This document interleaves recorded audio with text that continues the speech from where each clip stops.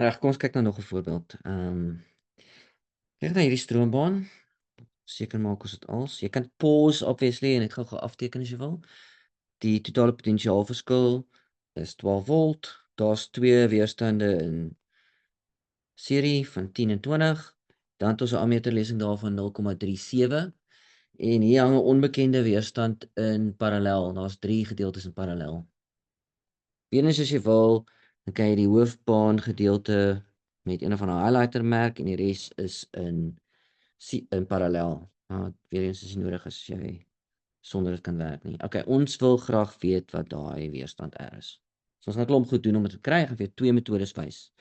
Okay, die eerste een gaan soos volg. Ek gaan met potensiaalverskil werk. So die totale potensiaalverskil is die potensiaalverskil in serie plus die potensiaalverskil in parallel. Okay. So dis 12 en die serie is nou daai gedeelte daar en daai gedeelte daar. So jy kan hulle saamgesit het as 'n 31 ohm resistor of jy kan net sê IR van die 10 plus IR van die 20 want V is gelyk aan I mal R. Of jy kan dit apart uitgewerk het natuurlik. En dan plus die volts in parallel. So nou dit is 12 is gelyk aan 0,37 maal 10 vir die 10 een en 0,37 maal 20 vir die 20 ohm resistor en dis VP. So jy kan die resistors saamgesit het want hulle is in serie en 1/30 ohm van gemaak het. Okay, slaan ons daai in 'n kalkulator, dan kry ons 12 is gelyk aan 11,1 plus VP. So die volts in parallel is 0,9 volts.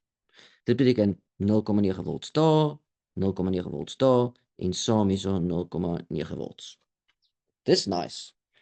Want nou kan ons gaan en die stroom in hierdie pink gedeelte kry. En die stroom in die rooi gedeelte kry. En dan wat oorbly is die stroom in die groen gedeelte. En as ek dit daar het, dan kan ek die weerstand kry.